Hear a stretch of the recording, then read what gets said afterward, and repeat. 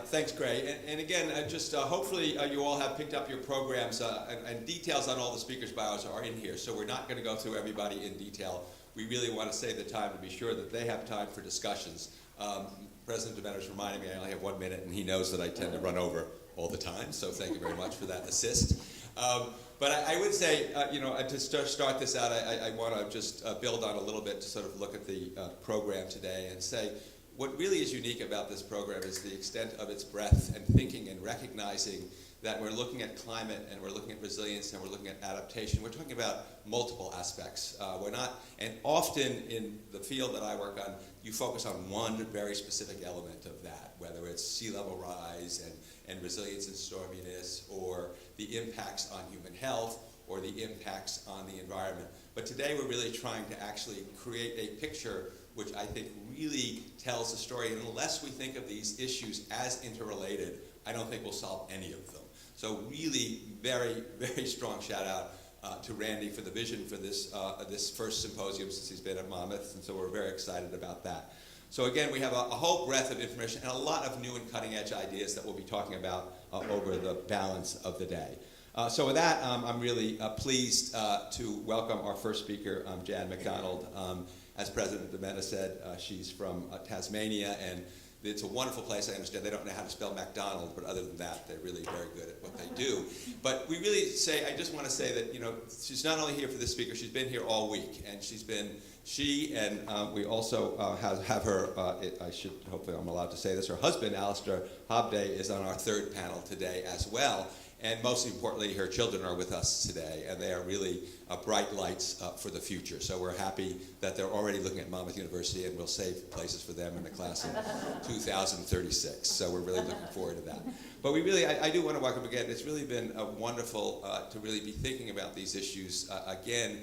These are global scale issues that each of us are struggling with in our personal lives, but also at the local and regional level. So really to start this out, we had a wonderful kickoff from Biljana yesterday that really presented, I think, some really wonderful, complex global issues within the context of the UN. And now we have an opportunity to step outside of our own daily experiences to have Professor McDonald come up and talk to us today about Australia's approach to coastal adaptation and what we can learn from each other. So with that, I ask Jan to come up. Thank you very much.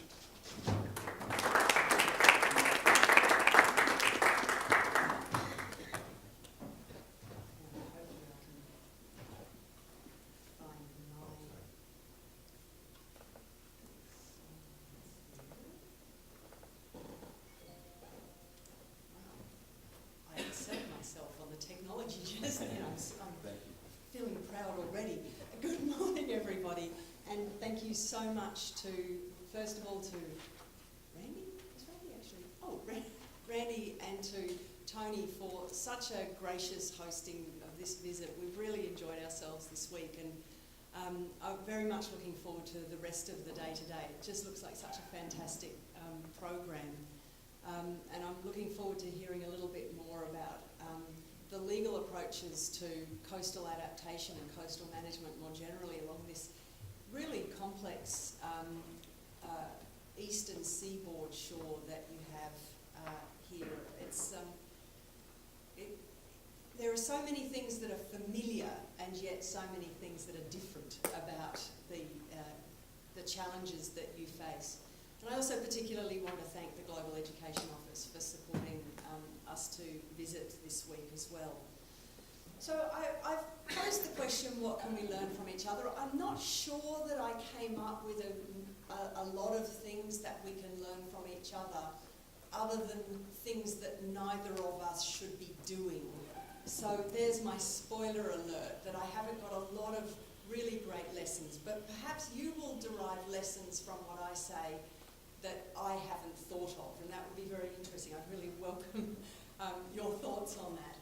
Thought I should start off by just showing you where I'm from. You can see that Hobart is based in the southern part of the southernmost state of Australia. We are the island state. We are very close to Antarctica, and we're probably the part of Australia that is most closely resembling New Jersey's weather. We're about to go into winter, you guys are in your spring, and our temperatures were almost identical as we came across the Pacific and then across the US. But I also wanted to just let you sort of linger on this map for a moment and get a sense of Australia's vast coastline and think of where the population centres are, even though I managed to choose a map that didn't show them, which was a bit silly of me. But we have, by far the majority of our population lives along the coast. We have 80% of our population living within, I'll do the conversion, 37 miles of the coast. We are an incredibly coastal country. And although not everyone is living within 200 metres of an eroding coastline, the majority of those 20 million people, if you calculate 80% of about 25, are living on coastal floodplains. So where you don't have problems of coastal erosion, we certainly have really significant problems of coastal inundation. In Sydney along the eastern seaboard facing the Pacific Ocean, in southeast Queensland, which is now turning into a bit of a Bosny-Wash conurbation, with the Sunshine Coast, Brisbane and the Gold Coast together having a population combined of about 3 million. You know, Sydney's got about 5 million. And then Melbourne is about to overtake Sydney as the largest city in Australia. In about 5 years, it'll have a population of about 5.5 million as well. And even though it's tucked into the bottom, it also faces really significant, not so much erosion, but coastal flooding problems. In Tasmania, we don't have that kind of population. I took these photos last Wednesday, the day before we started to get on a plane. This is just at the end of my street. It's actually the local high school, believe it or not. Imagine having a high school experience in that kind of a location. But this is facing in the other direction at the end of our street, and you can see that there's a little bit of brand new residential housing going in right on the edge. And at the end of that pathway, you can see that there's a big gouge where we have regular coastal erosion. So it's live and don't learn down in sunny Hobart in terms of dealing with coastal development. You might think that that kind of environment doesn't equip me all that well to talk to you today about the challenges of coastal planning and coastal adaptation, but I lived before Hobart in this part of Australia, which is the Gold Coast, which looks a bit like that. This really shows the coastal strip. It's like Australia's Miami. And what it probably doesn't show in that photo is that the residential development probably continues back for twice as deep again into the hinterland of the Gold Coast. It's Australia's 6th largest city in its own right. It has this incredibly long open sandy beach, highly vulnerable to these kinds of erosive events. That was the location of Australia's National Climate Change Adaptation Research Facility, which I helped establish about 12 years ago now when I was at Griffith University. And it was really part of that experience with what we refer to as NCAF, the facility, that really drew together my sort of reflections on the challenges of coastal adaptation planning in Australia. I have images of this becoming like that final scene in Planet of the Apes, you know, where the waves are ultimately are sort of running up through the gullies amongst the buildings in this sort of post-apocalyptic sort of imagining. But we're not there yet on the Gold Coast. Interestingly, nearly the whole of that beach line has a rock wall that's hidden under the sand. It's not like your kind of coastal armouring, but it has been defended since the 70s. So hopefully I've established my credentials somewhat. I'm not going to try and present to you today the national and 8 state and 1,000 local government legal approaches to climate change adaptation in the coastal zone. That would be both impossible and boring. So what I'm going to try and do is reflect on 5 things that I think Australia has done well or is doing well. I limited it to 4 things we're doing poorly. really trying to exercise restraint. Give you 4 possible reasons why that might be and offer 5 ways to improve. And I invite you to reflect on whether you could just say, yep, tick, tick, same, yep, agree with that. So if I can move first to the things that we're doing very well. Not surprisingly, I would say that we're doing a very good job in Australia of establishing the information base that we need to inform adaptation decision making, both through NCARF and through a range of other government initiatives. We have done a really great job of downscaling climate models to local areas so that local government and local communities can understand the likely projected impacts, at least out to 2030. So we've got really great downscaled climate science to understand impacts, not only in relation to sea level rise, but also in relation to likely precipitation changes and temperature changes. Very important in a country that's highly dependent on agriculture as well. We've done some really fantastic coastal hazard mapping along very large parts of the coastal zone. Not all of it has been made public, which is another interesting thing. I won't comment on that just yet. In some places, that coastal hazard mapping has been a reaction to property loss or events that have already occurred, but it has been some legitimate, anticipatory and forward-looking mapping that's taken place. There are some jurisdictions that are waiting for clearer legal direction and legal mandate on what kind of mapping and what kind of information they're required to develop. But overall, I would say that any failure of activity in Australia is not to do with a lack of information. We do have a little bit of a problem in that state government has largely devolved to local government the job of doing coastal adaptation planning. And some of our local governments are really quite poor. They have no statutory form of income other than rates. It's like local taxes, local level taxes.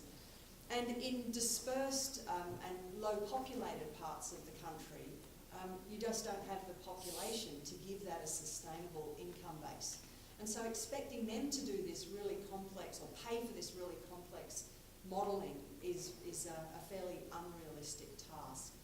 So we're doing really well with the quality of the information base. And in fairness, we've also got a range of very good policies in a lot of places. We've got some good local policies and some excellent toolkits.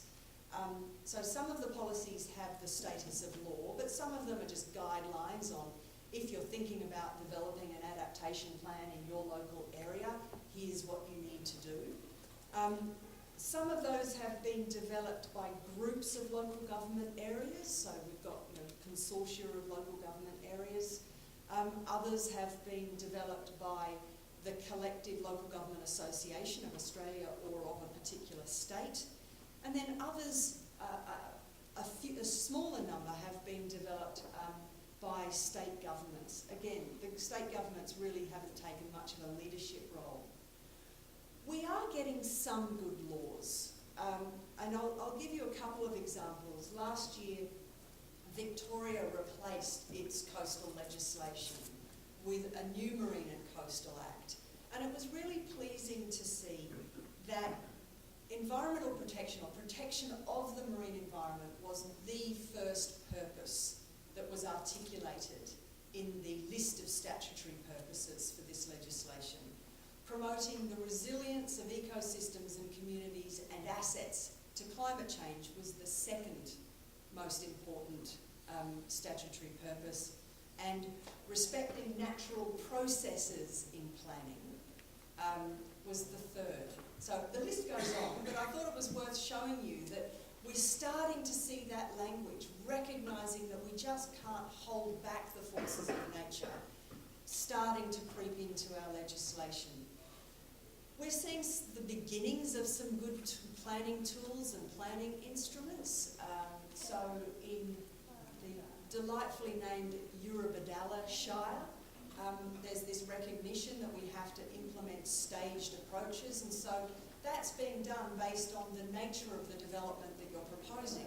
If it's just residential development, the assumption is that residential development only has a 50-year life.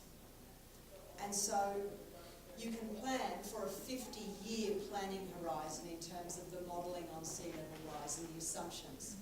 If it's commercial development, the default is 50 years, but it may be assessed on merit as being higher.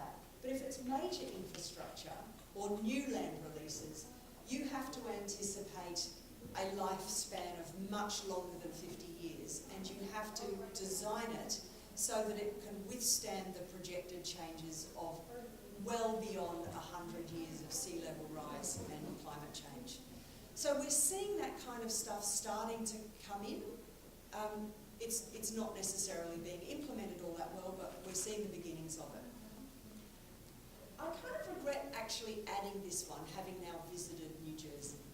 I put here, we're doing a pretty good job of coastal armouring, but we ain't got nothing on you guys. So ours is a little bit different though. So on the Gold Coast, you can see here, this is an artificial reef that's off the narrowest strip of the Gold Coast, and it's designed to protect this little strip of land referred to as Narrowneck.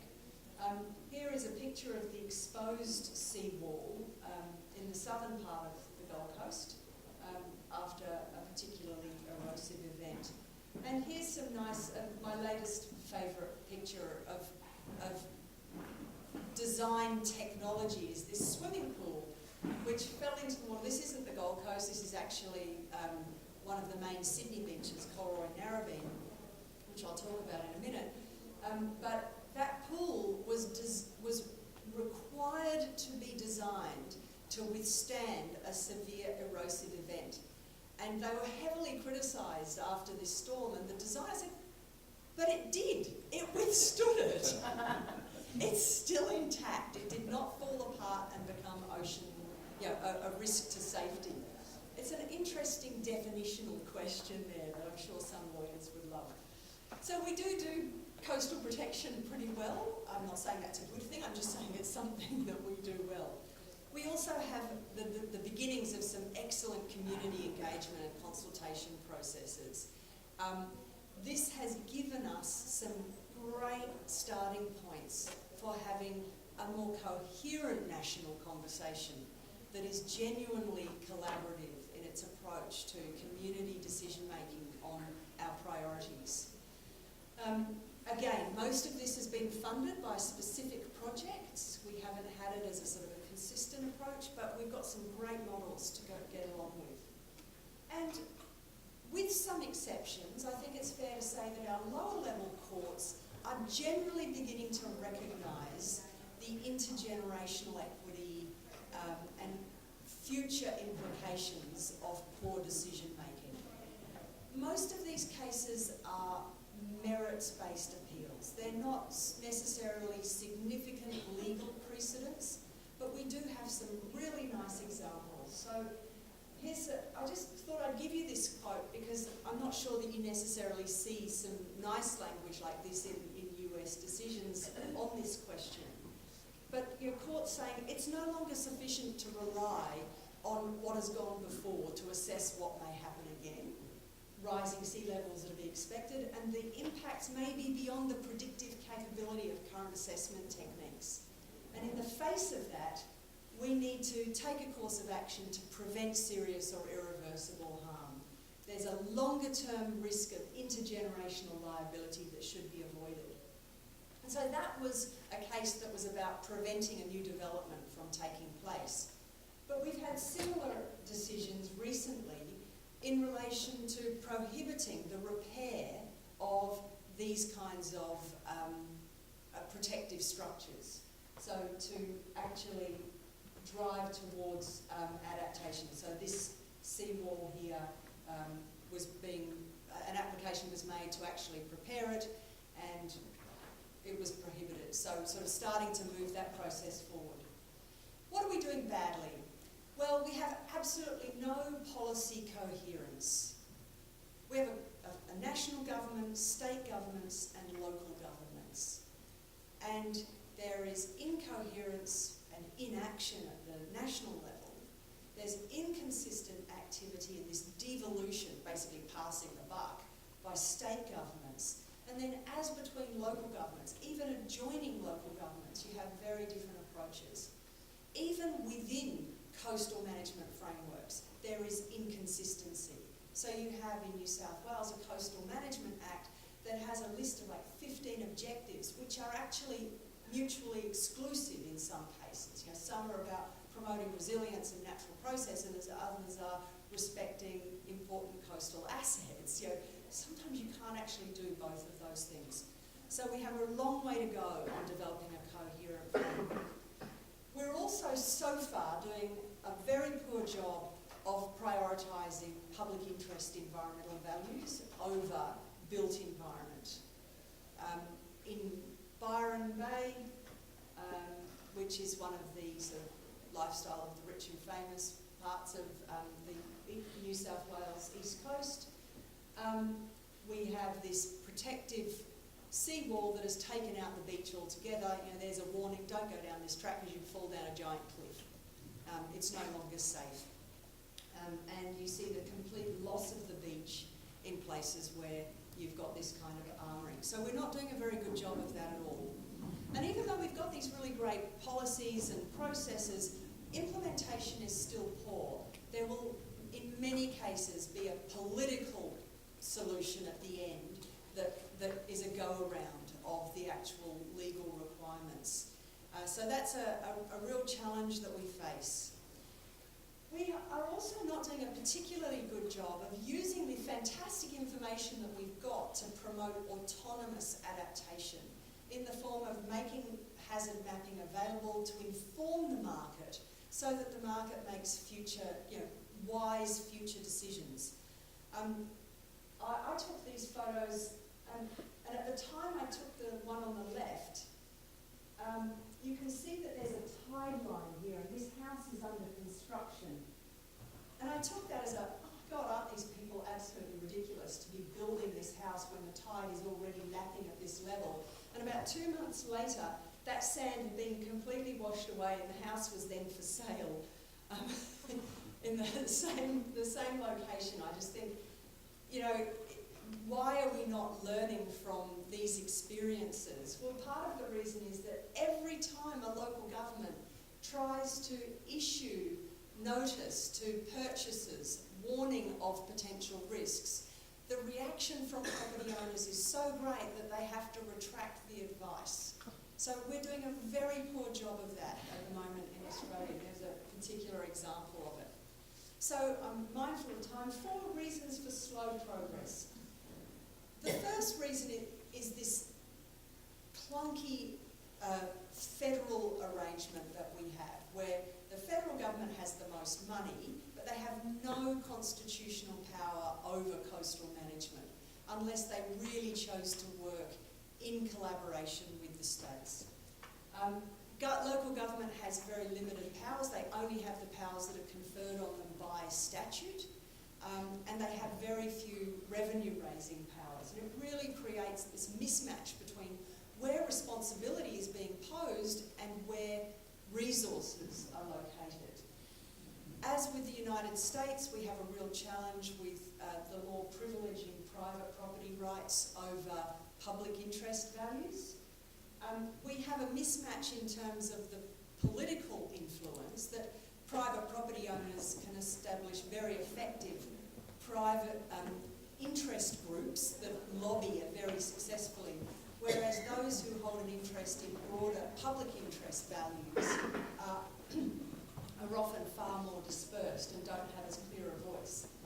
And I don't know whether this is a thing in the United States, but in Australia, local government is obsessed, it's paralysed by the prospect of being sued for making bad adaptation decisions.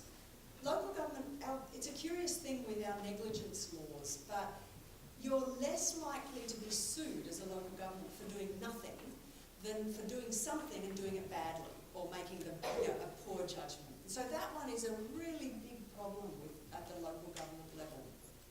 Now my final thoughts are on what we in Australia, and I imagine in the US as well, need to do better. We certainly need to have clearer articulations of what our long-term vision for adaptation is in the coastal space. And I'm not suggesting that that needs to be the same everywhere. The appropriate adaptation strategy for the Oregon coast is going to be very different from that for the New York, New Jersey coastline. But it needs to be clearly articulated in both laws and the supporting policies. In Australia, I think we really need to have explicit prioritisation of public interest environmental values, because otherwise private property rights will prevail every single time, and we will lose all of the coastal amenity that Australians absolutely treasure, you know, in a way that it's hard to explain to a non-Australian audience. It's something that we really cherish. We need to both expect and facilitate the shift to private adaptation by taking away maladaptive incentives, so not introducing insurance, you know, as is the case in the US, and also providing people with good information to facilitate adaptation decision making. And we need to take better advantage of what I refer to as post-event opportunism. So after this event, what might we have done? Well, we might have said, yeah, it's time to recognise that that strip of land just cannot be defended in the future. But in fact, what did we do? We ran in and we put in a temporary seawall, slammed that window of opportunity closed straight away. And in fact, now we're subsidising the seawall right in front of those properties. You know, not promoting private adaptation. They're paying a little bit of it, but nothing compared to the value of those, you know, $8 to $10 million waterfront properties. And so the final point there is that we need to establish a good framework for allocating cost. We need to agree on what our priorities are, and then we need to establish a framework for who's going to pay for what parts of that. So finally, what can we learn from each other? You might have different thoughts from me, but I think that in Australia at least, and here, it's clear that protection is going to continue in these high-value areas, and we just need to do a better job of designing it in a way that still preserves public values as much as possible. It's really essential that we have agreement on our priorities and that those are reflected in our legal instruments and our legal frameworks, and that those frameworks are backed up by funding. And funding both from private and public sources. I'm not just talking about bags of cash from government. Australia certainly needs a political commitment at all levels to actually implement what it does, and those need to start with market-based approaches. And I'll leave you with one thought, and that is that at some point we're also going to have to start living with and accepting a different way of life. And I'll leave you with this wonderful image that I took. In Australia, when we have storm tides and, you know, really sort of severe weather events, it's kind of a form of entertainment. There's a boardwalk near where I used to live on the Gold Coast, and, you know, when you have storm surges, the boardwalk is completely submerged. People love it. So I suppose at some level, we're going to have a combination of retreat and protection, but there's also going to have to be a healthy dose of accommodation in there, that we will have to just learn to live with and embrace the water. Thanks.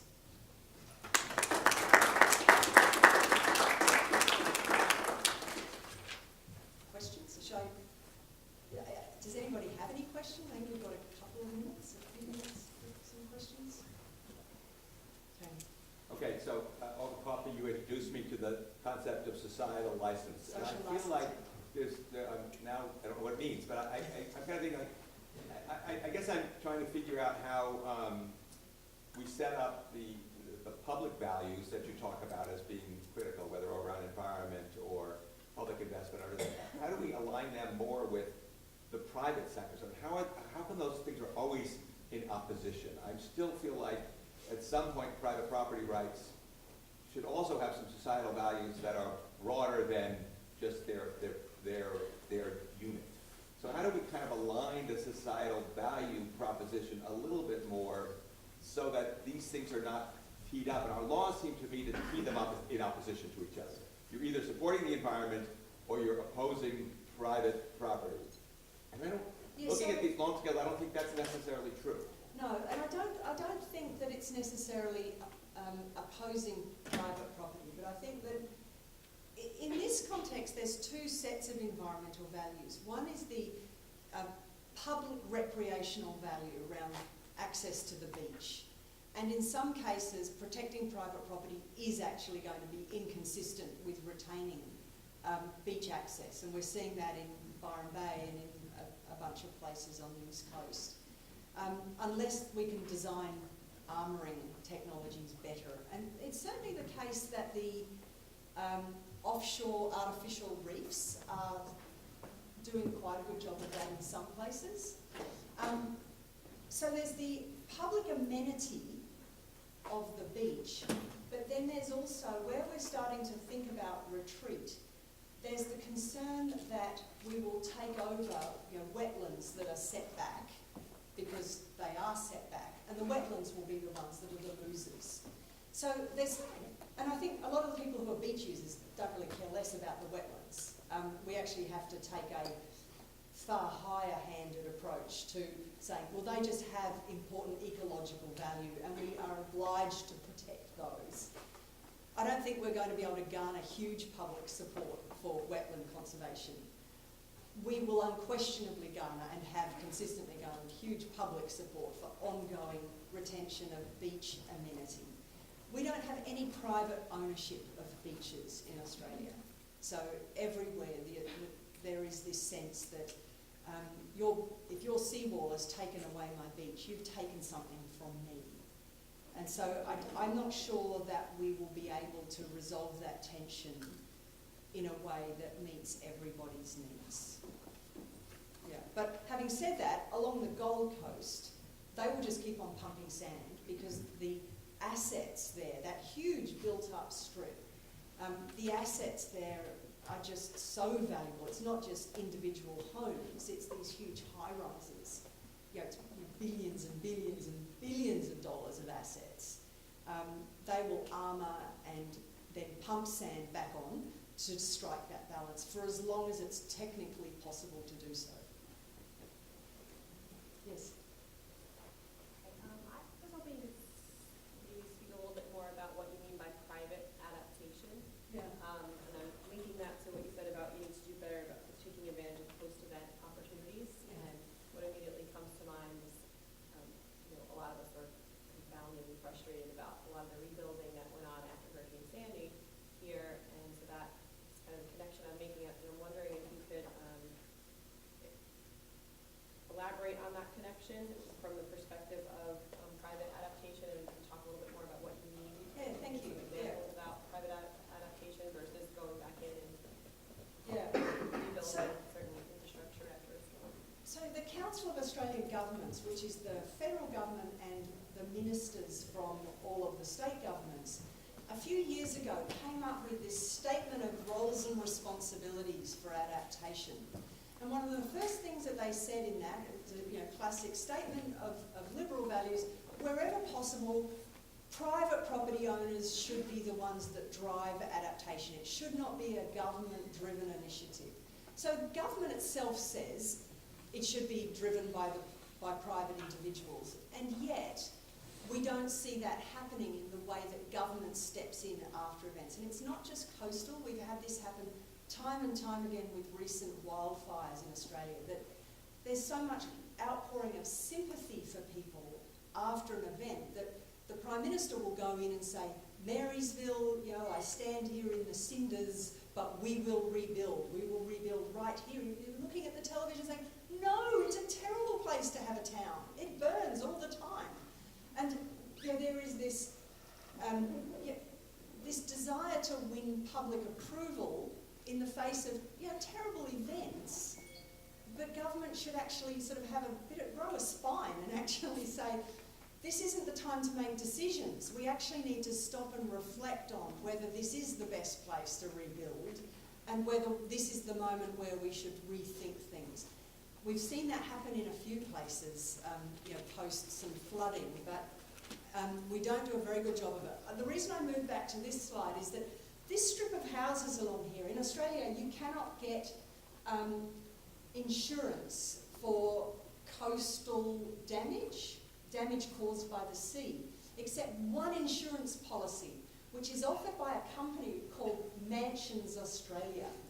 I love it. 3 of these houses had insurance coverage by Mansions Australia, and obviously paid for it handsomely, but the rest didn't. And because the other insurers knew that 3 properties were going to get a payout, they all just waived their exemption and paid out on the damage that was done to these properties. You just think, why? You know, that it completely masks the market signals that these people paid extra for their insurance companies, your customers didn't, and you're still paying out on something that was an exclusion that's designed for people to take responsibility for the risks of living in this fabulous beachfront location. We just don't seem to be getting the consistent market messages. Part of that is media, poor media coverage as well. Yeah. No, we actually do, I'm sorry, we do need to move on because we're already 15 minutes late. Sorry. So please thank Jen very much for coming. We do need to move on to the next